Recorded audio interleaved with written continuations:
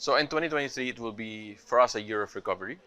So GDP should slow slightly versus this year, just driven by the macroeconomic factors and the fact that I think the first half will be much lower than the second half. So we should see a recovery towards Q3, Q4 on growth, combating inflation, and also interest rates and policy. Now, in the longer term, I do feel that the Philippines has very strong fundamentals, and we're very bullish on the Philippines. And this is really, the opportunities lie in our areas of priority. So if I take, for example, digital infrastructure, should we be investing in digital infrastructure in the same way we do physical infrastructure? If I take education, are we able to grow education, the sector, through PPPs, right?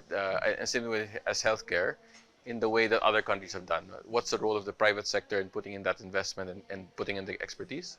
If I take energy, how do we manage or accelerate even the energy transition towards more sustainable sources of energy in a way that's just and affordable?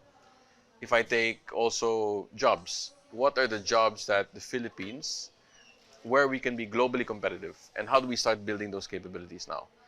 So I think if the private sector and public sector can come together and find not just a direction, but a plan to execute against that direction, I think we'll be in a good place.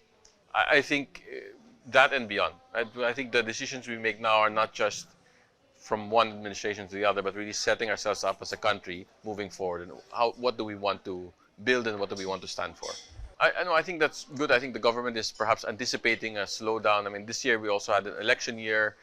So there are certain, to grow beyond this year, certain stimulus needs to happen, right? Whether that is private sector or public sector, in terms of 2023. So I do think when I look at the priorities of if I take the public and private sector councils as any measure, right? I do think they're focused on the right areas along the lines of what I talked about. So there's priorities on jobs, agriculture, tourism, healthcare, infrastructure, and even digital infrastructure.